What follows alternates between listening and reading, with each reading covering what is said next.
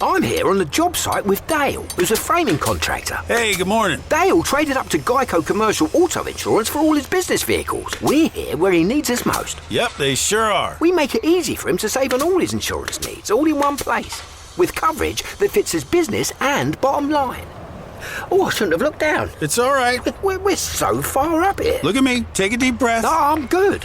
So good. Get a commercial auto insurance quote today at geico.com and see how much you could save. Get more with Geico. Coming up on this episode of the Mario Rosenstock podcast. And I've covered so many of those MAGA rallies, I can't even begin to tell you. My heart used to go out to so many of those people. I don't mean that in a patronising way, but you could see their despair. They were coming from hollowed out kips in Ohio, places with no jobs, no factories, opioid having wreaked havoc through every family, and they were just desperate, and they really believed they had been abandoned. And his control of a crowd, and it is that lizard brain instinct of what to say, how to communicate. He has communication skills. Now, you can despise the man or Absolutely. not, but they are undeniable.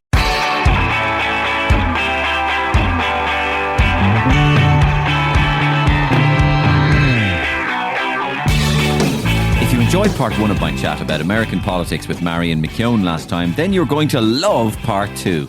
This time we get stuck into some of the key characters in the crazy story that is the USA today. Characters like Robert F. Kennedy Jr., the anti-vax US Health Secretary with a worm in his brain.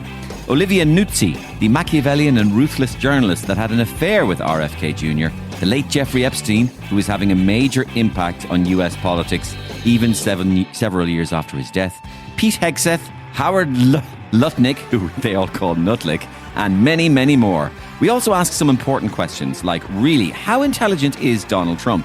Did a bullet actually hit his ear in the assassination attempt in Pennsylvania?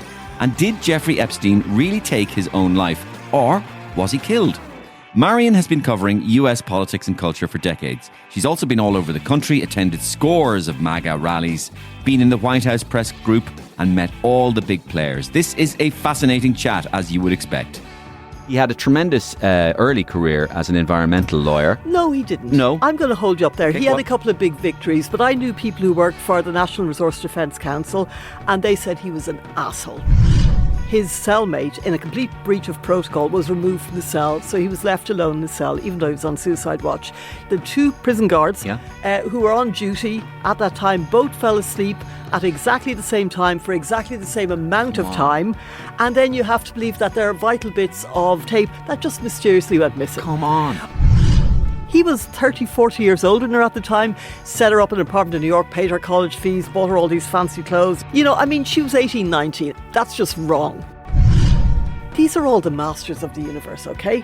And then you see the emails to Epstein and you think, Jesus, a 14-year-old schoolboy would have more depth and more literacy. 100%. It's like, these are the guys that are running the world. These are the guys that are the billionaires.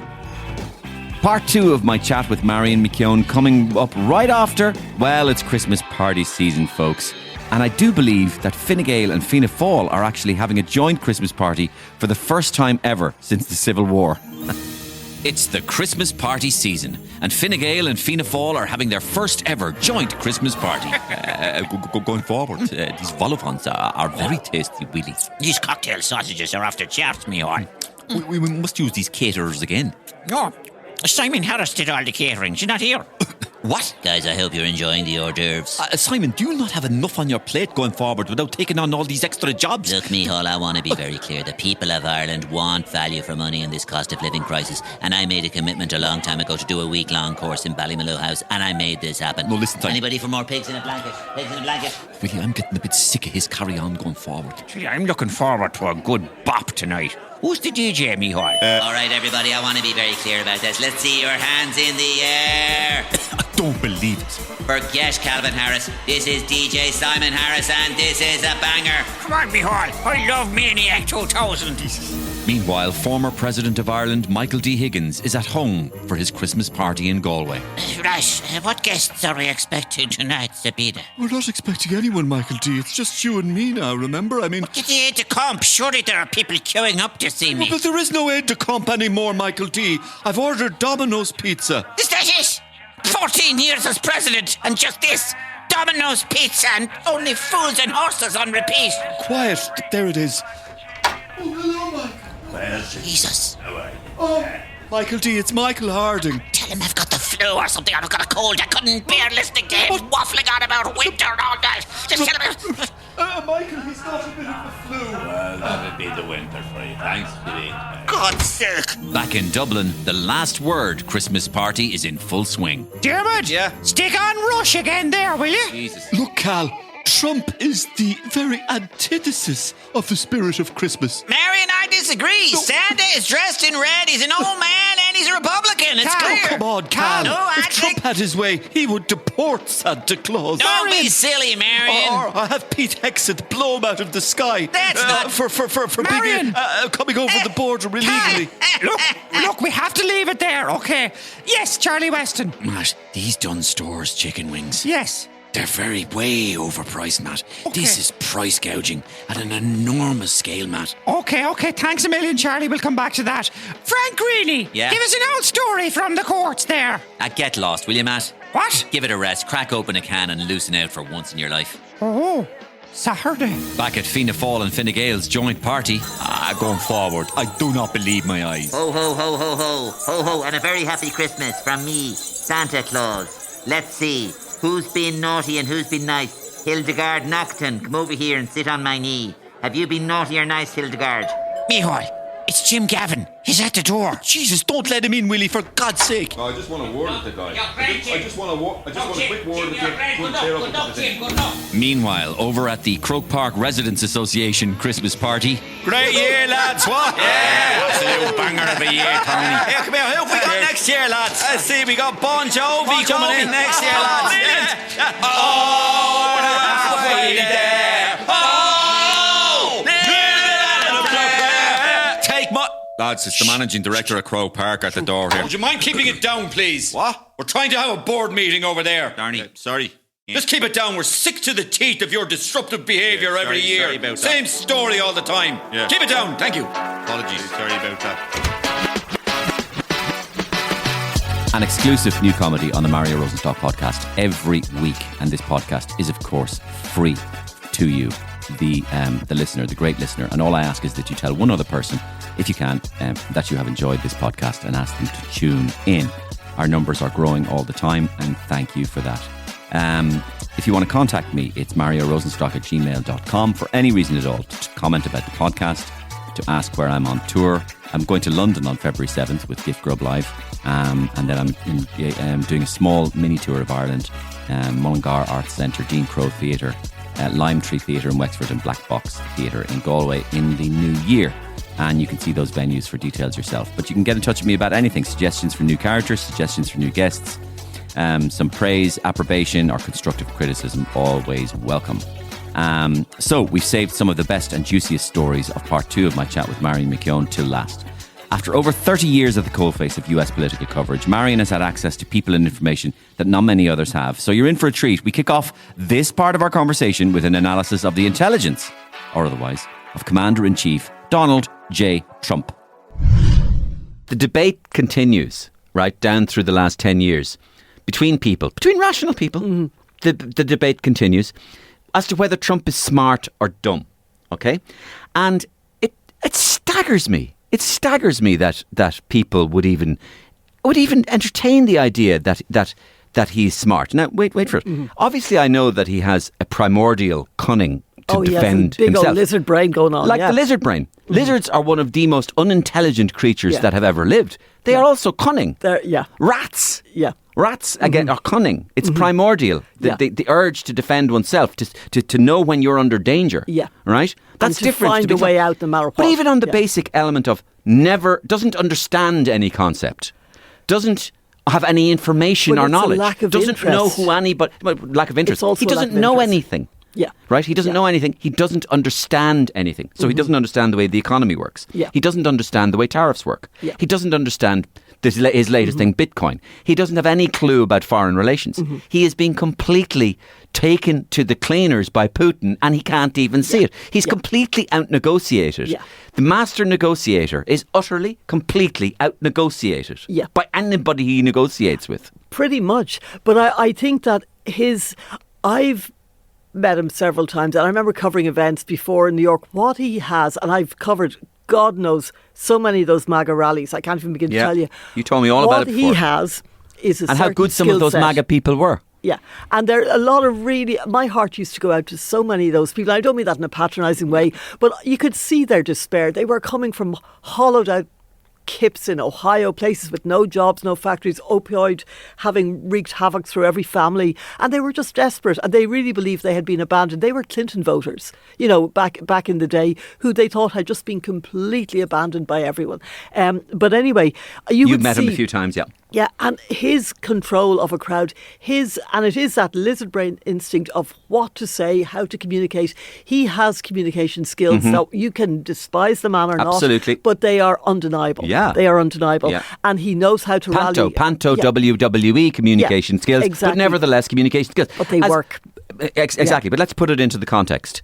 He would have communication skills the same as Vince McMahon has communication skills in the WWE, or Linda McMahon, who's like education. Imagine this. I know. I remember I watched it in the years ago. Linda McMahon was in WWE and she played a role where she was drugged. Right? And she'd appear on stage drugged while Vince McMahon gets off with this cutie in front of her. Oh my God! Vince McMahon kissing the beautiful Barbarella in front of his drugged out wife! And it's Linda McMahon on stage pretending she's drugged out. She is now the Secretary of Education. Not only the Secretary of Education, she's the Secretary of Education, and they're disbanding the entire education Exactly, system. They're ripping it asunder. And meanwhile, you have the ex-heroin addict with a worm in his brain running the Department of Health. That's what I wanted to get on to next. Yeah. The guy with the worm in his brain is John F. Kennedy Jr. John F. Kennedy Jr. Robert F. Kennedy Jr. RFK Jr., who is roundly disowned by his entire family, as far as I understand. Yeah. He is a vaccine skeptic who apparently doesn't even care about vaccines. No. But this is just a show. It's been quite lucrative for him. Yeah, it's been lucrative. It's been very lucrative. He had a tremendous early career as an environmental lawyer. No, he didn't. No? I'm going to hold you up there. Okay, he had a couple of big victories, but I knew people who worked for the National Resource Defence Council, and they said he was an asshole. An asshole. That what he did was he swooped in, he took all the glory. The organisation, the Riverkeeper, which he was the big... And I remember being at a Riverkeeper event years ago in New York, and a friend of mine who's a lawyer who worked, you know, they had... All the Democrats have this big crush in the Kennedys. He was going, oh, you got to meet Bobby, you got to meet Bobby. I met Bobby. Bobby was an asshole. You know, I mean, he's an arrogant, kind of obnoxious, weird individual. So anyway, but the Riverkeeper organisation was set up by somebody else. He came in, he big-footed them, he pushed them out, and then it's all like, this is me, this is me. So this is what he does. And he also brought in, ironically, a buddy of his onto the panel of Riverkeeper who was convicted for smuggling in rare birds into America. You know, and this is the environmental organisation. So, you know. Okay, so in any case, he is a very, very peculiar... almost strange. Baroque individual. Yeah. A person of very, very questionable desires, tastes. He is. He's a sick puppy, right? He's a sick puppy. Is. But the reason the reason I introduced this subject is tell us the story of Olivia Nuzzi or Nuzzi. Is she nuts or is she nutsy? Do you know something? I kind of have to admit it, this story, you know, for journalists, this is it's the story that keeps on giving. Okay, so Olivia Nuzzi, young reporter. No, Olivia Nuzzi started not as a reporter. She started as an intern on Anthony Weiner. Remember Anthony Weiner, who used to send in... I have news for you. She actually started before that. Well... She released a pop single. She did. And it was called Jailbait. And she said 16, looking like 20. So she was always trying to make a name for herself. Yes. And that she seems to have settled on her brand quite early, if that's what it was, because at the age of 18, 19, she was going out with Keith Olbermann, who was the big ESPN commentator, MSNBC. He was 30, 40 years older than her at the time, set her up in an apartment in New York, paid her college fees, bought her all these fancy clothes, etc., etc. You know, I mean, she was 18, 19, and he was like, that's just wrong. You know, it's just wrong. But anyway, so she went from Obermann to Ryan Litza, a very high-profile writer for The New Yorker at the time, only 20 years older than her, nothing to get excited about. And they were shacked up. While she was shacked up with him, she had an affair with Mark Sanford. This no-Mark governor, former governor of South Carolina, who was running for president against Trump in 2020. That was clearly going nowhere. And she went to interview him. He's only about 40 years older than her, so she had an affair with him. And then she goes to profile, in case we're seeing a pattern, she goes to profile Bobby. And she shags everybody she interviews. But she didn't have sex with Bobby Kennedy. They only had FaceTime sex, which is a new concept. I enjoy. Oh, it's great. I do it every day. That's it. Only FaceTime. And then it seems to have gone on for about a year. But what she did during that year was... She went from being a reporter, and she was a high-profile reporter who was covering Trump and covering all these people. She did these things where a guy, like, as I say, she had a high profile. Somebody who worked for Kennedy came to her and wanted to be a source to tell her about the shit show that was his campaign. No surprise to anyone. And she said, oh, no, you just stay working and be loyal to him.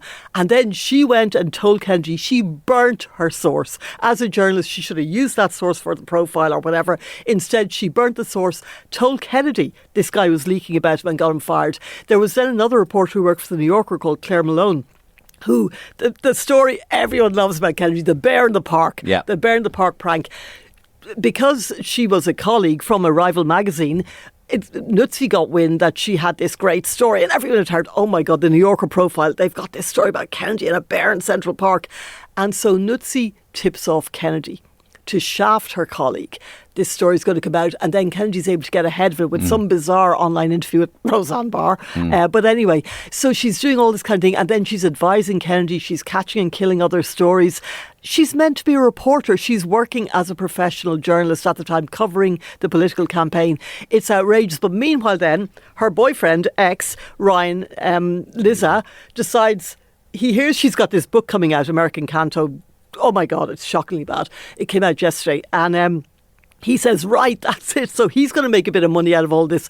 So he has this account on Tellus, which you can subscribe to. And for $10 or $9 or whatever, he gives the whole inside track. So getting ahead of her book, he dishes all the dirt about not just Kennedy, but Sanford and all these other people and all this other scandal.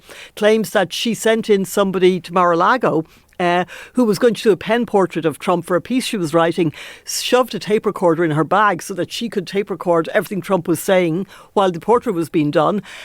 Lizza claims that something was said that made it sound like Butler, Pennsylvania, where Trump, the assassination attempt, was a setup. But then he comes back and everybody's hanging, and it's like ... And then, but you know what? The sound quality was very bad, and they couldn't corroborate it. And she told Bobby, and Bobby said, just delete it. So there are so many things just in that alone. If you are a reporter, any kind of a reporter, and you have this information, I mean, Ryan Liz here, why do you sit on it for a year? Why don't, if you know that, like, there are so many things that are wrong with this story that both of these reporters are saving, and it's happening in Washington a lot, that journalists are sitting on stories for their books. They're saving really important, essential information for their books. And I just think that is disgusting. So, anyway, so was this all loaded horseshit about Trump saying something about Butler? We don't know because, but it just seems there are so many questions that should be asked. And of course, nobody's asking Kennedy what he was thinking, because he's only married, to this other long-suffering, talk about art imitating life. The woman who played Larry David's wife, the long-suffering, is now Bobby Kennedy's long-suffering wife in real life, and has just written a ridiculous book about her version of life with Bobby, which is as Bobby washing and sane washing as you can imagine. And the whole thing is just, to me, it's like, if you want just a metaphor for all that's wrong with journalism in Washington at the moment, and all the things we spoke about where tough questions aren't being asked, people aren't defending each other, they're not defending their colleagues. It's all about your own access, it's all about your own brand, Craven, it's all about your venality, own, and it's all about you being the story. And I just find them becoming stars almost. Yeah. Just a brief conspiracy theory there, right? Obviously, two things about conspiracy theory. This is one of the problems about Trump and this era we're living in, is that there is an inevitable and sad two-sidedness that goes on. So basically, you have a man who goes, okay, Trump said all women are pigs, but are all women pigs? So the we have a man just asking questions. So we have a man who says women aren't pigs, and then we have another man, Trump, who says women are pigs, right? So we argue this out, but of course that's not an argument. I mean, you can't say this, right? I mean, or similarly, then we have to do an argument of, did man walk on the moon, or did man not walk? Or we have one man on the left here. We have one man on the left, two sides isnhness, right? We have one man on the left who says the earth is flat and another man who believes the earth is sphere. We're going to give equal time to each of these people. I mean, that's madness what's become. Well, so in other words, because Trump has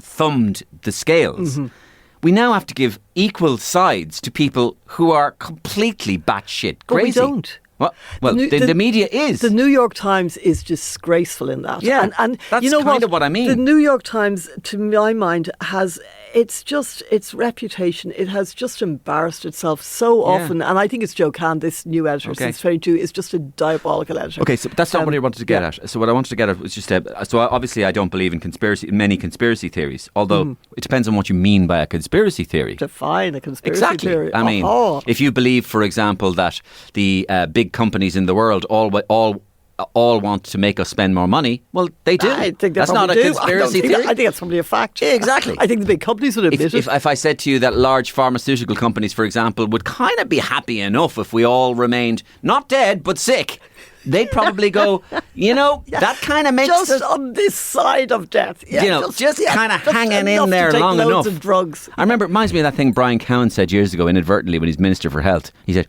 the problem with the health system is that there's too many people staying alive. And he didn't mean it in a bad way. He said, the more people that are alive, the more expensive it's going to be. And he actually said, the problem is everybody's living longer.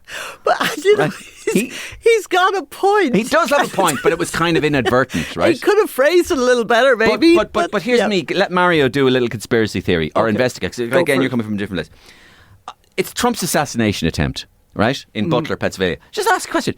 What, this guy, Thomas Crooks, why have we never heard about him or seen much about him? And the second of all is, did a bullet hit Trump's ear or was it a shrapnel? And if so, why wasn't there any bit of Trump's ear missing? And if so, apparently cartilage doesn't grow back. Why was Trump's ear completely blemish free? Can you answer any of these questions? No, but I know that several people, including a Republican military guy that I was talking to at the convention, and that was when Trump was wearing the big bandage. And one of the most surreal things I ever saw in covering politics 25 years all of the people in the crowd wearing the Kotexes. All the men were wearing the bandages and the Kotexes on their ears and the red ties to signal loyalty to Trump. So they're all Horst Wessel. It's Horst Wessel. It's like this thing. The Nazis had a character called Horst Wessel who was killed in one of the early 1920s things. Right. He came forward, and they used to have the ballad of Horst Wessel, and it's like that thing of the Babbitt, or the lady that was killed in the January 6th. Ashley Babbitt. Yeah. It's like the Horst Wessel moment. But anyway, but I'm just wondering, what do you think about this? It looked a bit weird. This military guy who seemed to know a lot about bullets and armaments and all that said that he didn't think it was possible that the sort of bullet that was used could have gone that close to Trump's head without causing some kind of a brain bleed or some other injury, even if it didn't touch him. Just the percussive force, I believe, was the term that he used. Correct. So he thinks that it hit something, there was a bit of glass, a bit of wood, I something think that might be an explanation. Like it doesn't mean it wasn't an assassination attempt. Correct. It was an assassination attempt, but did the bullet actually graze his ear as is claimed? Unlikely. So in other words, it could have been a bit of shrapnel, right? Yeah. But how did this fella get up onto the roof if people had seen him earlier on in the day up on the roof? They reported him to the police. Honestly, how does the fella get up onto the roof? Okay, that was quite a low roof. I've been to so many of those things, and I'm always amazed at how lax the security actually is. Not so much lax as inefficient. I mean, I was at a how many shots did he get off to? I think somebody said 8. What? Somebody said 8, but I know that that poor man who was the supporter who was killed immediately behind him, and somebody else was injured, I think. But I've heard 2 and I've heard 8. Now I don't know, because as you say, there's been an astonishing lack of any kind of an inquiry or anything. But do you find that strange? I do find that strange. Yeah, I do, because I find the lack of curiosity about it really strange as well. I find that really strange. Move on to the news cycle. Trump assassination yesterday, tomorrow quiet piggy. It seems as in the last month, believe it or not, that things have even ratcheted up even further in terms of mad behaviour. Yeah. And mad goings on, shall we say. There's a spinning out, isn't there? But there is a spinning out. But then again, I have a reason for the spinning out. I'm wondering, is it something to do with the Epstein files? And I'm wondering, is it something to do with the imminent release of the Epstein files? And if so, are they imminently going to be released? And if so, do you know if they're... I don't know. Oh, you don't now, know? Aren't they supposed to be very soon? They are supposed to be released. They had 30 days from that legislation, which was, what date was that? The 19th of November? Was it the 19th? Okay. So in the next week or two, they should be. But you know what? If they are released... There's so many things about this. Okay, first of all, the Treasury has a separate set of files. Now, I really believe, I think a lot of journalists do, that if you want to get to the bottom of something, you follow the money. But you can't follow the money because the Treasury has a whole separate set of Epstein files that deal with all his financial transactions. They're not part of the Epstein files. I've no idea, but the Treasury is holding on to them and they're not releasing them. That would take another order to get those released. So I think there's a big chunk that there's going to be a big gap there that's not going to be filled in. There's also... because Pam Bondi, the Attorney General, says that she's investigating a whole bunch of Democrats, she can say, we can't release any of this because this is relevant to our investigation, so we're not releasing this until after our investigation is completed. And that's going to take, until probably November the 3rd, 2028. So they can just drag that out. They might release little bits that are harmless, little bits that damage Democrats. They're never going to release everything. I think people kind of need to realise that it's just not going to happen. No. It's just, and who knows what has been torn up, destroyed. There's apparently, is it 3 terabytes of information, like some enormous amount of stuff.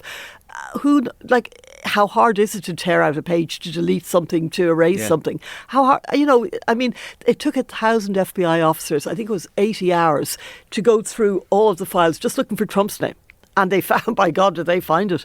But, the volume, the video, the digital, all of the stuff, the documents, the phone calls, the texts, the amount of information is bewildering. So I don't think that even if it all came out tomorrow, even if they dumped everything tomorrow, it would probably take a year for people to mind their way through it. If you just look at the logic, Trump and Epstein, best friends in the 80s, 90s. Trump owned Miss Teen Universe beauty pageant then and Miss Universe. He, Melania, Epstein and Ghislaine Maxwell were constantly photographed together. Epstein was constantly at Mar-a-Lago. That was where Virginia Roberts was recruited from. It's very clear that they all... And, the stuff that came out recently where Epstein said, I could take down Trump. I'm the only one who could really take him down, etc. Maybe he could, maybe he couldn't. But again... Michael Wolff, why was he sitting on this information? Why were all these journalists sitting on this information? I don't understand. Michael Wolff is interesting because I know, obviously, I know that he's ploughing his own furrow and in a big way, but he is credible as well, I think. He has some great sources. Basically, if a meteorite were to hit Steve Bannon tomorrow morning, Michael Wolff would lose about 80% of his intelligence because so much of it. Bannon and Epstein were his 2 big sources, right. And maybe that's why he didn't want to burn Epstein up until 2019. But, I just remember he recorded hundreds of hours of Epstein. Yeah. I'm just wondering why people aren't hearing all of that. Yeah, where is it? Again, this is where are these tapes? Well, why couldn't the rule of law be so broken that you can't, or the process of law? Yeah. I mean, you're saying to me, you say, with all legitimacy, you say, I don't know. It's in the Treasury. Why can't they get it? They just can't. Or we have hundreds of hours of Epstein. They can get it, but it would take another order. Or we have Epstein. Yeah. Why isn't it out there? Yeah. What's wrong? Yeah. The rule of law is just not existent. You see, I really believe that the Democrats, although they're jumping up and down about this because they smell blood in the water there around Trump, but I think Epstein... It's an equal opportunity. Democrats were up to their necks in it as well. And I think probably a lot of people are afraid, Larry Summers, Bill Gates, all these guys. But, the thing that I was amazed about, and this is just a by-the-by observation, was these are all the masters of the universe, okay? And then you see the emails to Epstein and you think, Jesus, a 14-year-old schoolboy would have more depth and more literacy. 100%. It's and I think that's the big thing. It's these are the guys that are running the world. These are the guys that are the billionaires. Yeah. These are they all just seem so venal and base. And here's another, and I'll add to that, right? So someone like Pete Hegseth, right, who's demonstrably idiotic, and demonstrably not a serious person. No. Okay. He is promoted to the he can't do anything about that. Somebody's promoted him, right? So he was before he was promoted, he was a complete joke. Yeah. Even in Fox Weekend. Right. Fox Weekend. He wasn't even Fox News. He's a joke. Yeah. Right? Yeah. A joke with apparently a very serious drinking problem. and a sex pest and a serious drinking problem. Yeah. So we know that. Yeah. But then there are masters of the universe, like the head of Cantor Fitzgerald, Howard Lutnick. Yeah. And he is one of the stupidest individuals I've ever heard opening his mouth. Yeah. He I embarrasses like the himself stuff he comes regularly. out with. Yeah. You know, it's completely. They actually. His name is Howard. For my listeners, his name is Howard Lutnick, but he's the nickname for him is Howard Nutlick because Which is by name by nature. Kind of perfect. Yep. But I think this is the thing that people assume that because these guys are kingpins on Wall Street or wherever, that they must be brilliant and in possession of some secret powers, and then they're exposed. Yeah, you see what they are. You're like, oh my God, you Yeah. know. Yeah. Like, I mean, they're like Bill Gates is a very brilliant human being. Yeah. You know, yes, and he's done stuff, and you look at the record and you look at his TED Talks and you look at his interviews, he has got a very serious brain. Bill Clinton, you know, I remember... Hillary Clinton as well. But hearing Bill Clinton speak about the most complicated things and the way he could break them down into 3 sentences, you know, like superbly smart guy. Yeah. Obama, a bit more professorial, you know, but super smart as well. I mean, like there are plenty of smart people out there, but these, and you're just going, oh my God. And then there are smart people out there who are also very stupid. And there are smart people who know what the wrong is, but they debase themselves. Yeah. I would use someone like Ted Cruz. Ted Cruz is a smart. Hold on while I know it's puke. But hold on while I gag. It's just gagging, but he is a really smart guy who has chosen to go the other way. Yale. Yeah, he went to Yale. You know, his flatmate or his roommate in Yale was the guy who made The Hangover. He's very funny. What's his name? He also Bradley made that Cooper. Chernobyl. No. He was a producer. He wasn't in it. Sorry. His name will come to me. He also made the series Chernobyl. Judge Apatow. No. Chernobyl, you know that series? No, yeah. Anyway, Chase, this is something like that. Anyway, to hear him talk about Ted Cruz is one of the funniest things ever. Right. To say he hates him with a passion is a total understatement. Ted Cruz may be academically smart, but he's clueless. And, you know, I remember I'd see him walk around the Senate floor and you'd be up in the press gallery and even the Republicans would go, oh, Jesus, there's Ted Cruz. They'd all run in the other direction. He's appalling. He's an appalling human being. You always cover stuff so well, and you have and you cover what's going on, like sometimes like a reporter on the beat. But you don't often have to give your own opinion about things so much. No, well, now that I'm no longer a reporter on the beat, there's more room for that kind of thing. But it's, you know, it's hard because you see things when you're on the ground, and I think that the only way to really to report America is to go around America and go to all the dumps and all the places. But I just wanted to ask your opinion on something. Do you think that Epstein was committed suicide or was killed? It's a mad question. I can't believe idea. I would be just speculating with as much information as everybody else. Do you think it's possible that he could have killed himself even? Well, now, it's interesting. As much as you could say, is it possible that somebody else could have killed him? Is it actually even possible that he could have killed himself? No. I don't think so. One of my great friends in New York was a lawyer called Ed Hayes. And Ed was a big mafia lawyer, and he was also great character, terrific friend. And he after Epstein died, the warden of the prison, the detention centre, hired Ed as his lawyer. Just because he wanted to kind of make sure that, you know, he was going to need a lawyer, and you may as well get a tough one. Yeah, because obviously there was going to be blowback. Now, a couple of things about it. You have to believe that the guy, Epstein was on suicide watch. He'd already tried to kill himself. The day before, his cellmate, in a complete breach of protocol, was removed from the cell, so he was left alone in the cell, even though he was on suicide watch. You also have to believe that the two what are they called? Prison guards, who were on duty at that time, both fell asleep at exactly the same time for exactly the same amount of time. And then you have to believe that there are vital bits of tape that just mysteriously went missing. Come on. Okay, now what I think might be the case is that clearly Epstein knew he was going down for the rest of his life, that somebody might have facilitated it. They might have just said, you know what, knock yourself out literally and we'll just look the other way. How did he do it though? With those sheets. Can you do it with those sheets? Now, I don't know. The guy that his brother hired to do the autopsy, who's done autopsies, like he's the go-to guy. Yeah. He said that there were 2 fractures that were consistent with strangulation that he had never seen in a suicide victim before. But you know what? Again, we don't know. No. Maybe the way he did. Who Okay. knows? Okay. Like none of us have inside intel. What about the idea It's possible. What about the idea that maybe he had loads of cards to play with, though? Well, he had said in 2018 to, was it Michael Wolff, Yeah. that he could take Trump down. Yeah. Trump was president at the He's time. got cards. Trump was president at the time. He said, I'm the only person who can Yeah. actually take him down. Yeah. But you know what? The other thing is Bill Barr was Attorney General at the time. Bill Barr's father hired Epstein at the Dalton School. That's right. Back in 1974. And weirdly, I some great friends in New York who went to those Upper East Side schools. As a maths teacher. And one of them said to me that they all remember him because there he was, and he was in his purple flares with a big hairy chest and the medallion and the shearling coat and the long hair. But she said he didn't go near any of the girl students because they were all the kids of rich, powerful people. And, you know, he was, the rumour I heard, and I heard this from several people, was that he and Barr were involved and he was blackmailing Barr, and Barr gave him the job. This is Bill Barr's father. This could also explain the Bill Barr connection, the whole, you know, he was Attorney General at the time as well. There are so many overlapping threads. I don't think we're ever going to get to the bottom of it. Yeah. Certainly not during this show. No. Certainly not. No. Oh, listen, Marion, thank you so much.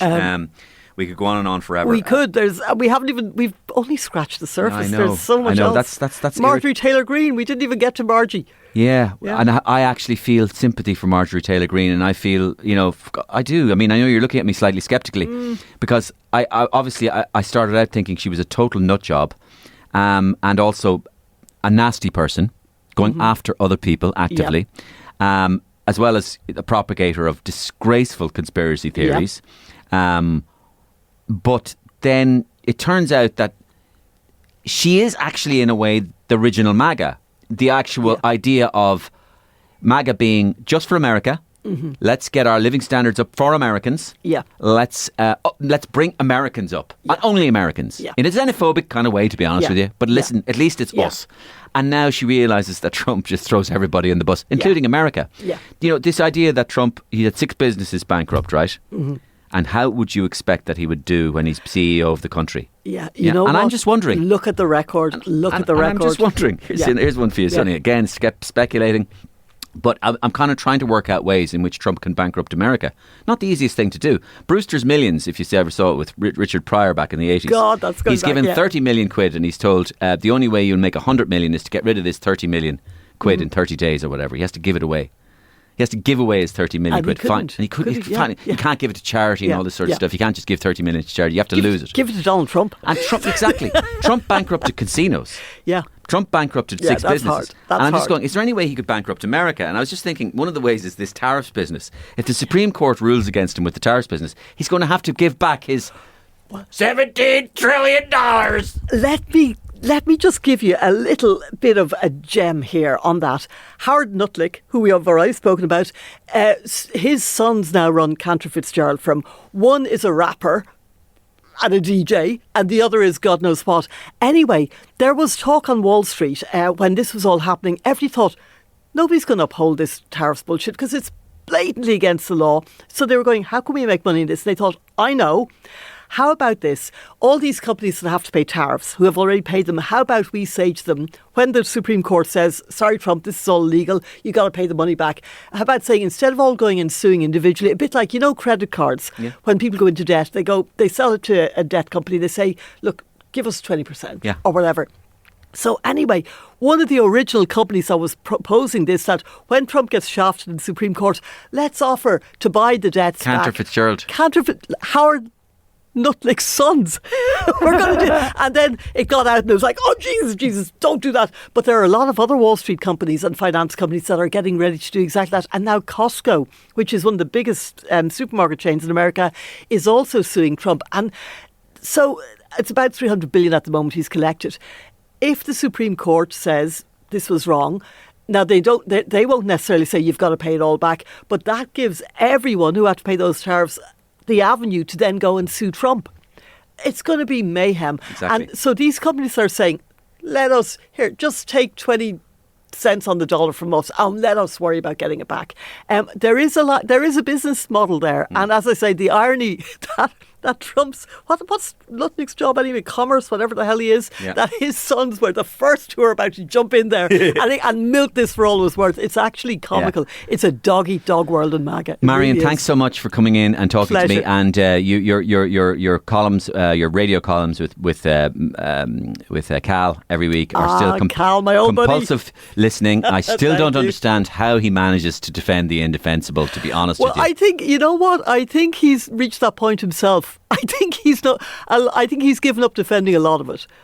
Cal is somebody who has integrity. Cal is an old school Republican who believes what he believes. I'm not going to say he's like Marjorie Taylor Greene, because he certainly is not. Cal is a Christian, he has that integrity. But Cal is a Christian. Yeah. And surely that must be the clincher. It is, and I think that's why he disagrees with Trump on so many different things at the moment, which he really does. There are things that he just, and I really respect that. Yeah. Well, thank you for coming in and talking to me. I love you, Marion. You're fantastic. Thank you very much. The last time you came in to me a few years ago, 2 or 3 years ago, if you want to scroll back in the episodes, folks, Marion gives a brilliant account of her journeys through the MAGA rallies and the magnificent people she met there. Not all MAGA people are bad. They're not at all. They're good people. Slightly. They're the heart and soul of America. They are. And they are good people. And they've been shafted. And they've been royally shafted. And they're being shafted as we speak. Yeah. Thank you, Marion. Yeah, my pleasure. And my thanks to Marion McKeone for sharing her time, her energy and her expertise and her exclusive knowledge with me and the podcast. Delighted to have had Marion in and delighted that you too could listen. Please tell one other person about this podcast, and we'll be back for the final time this year next week with a very interesting guest, and also to inform you that we're kicking off January 9, the early January, with a very interesting guest indeed, I think you'll find. Take it handy, folks. Happy Christmas.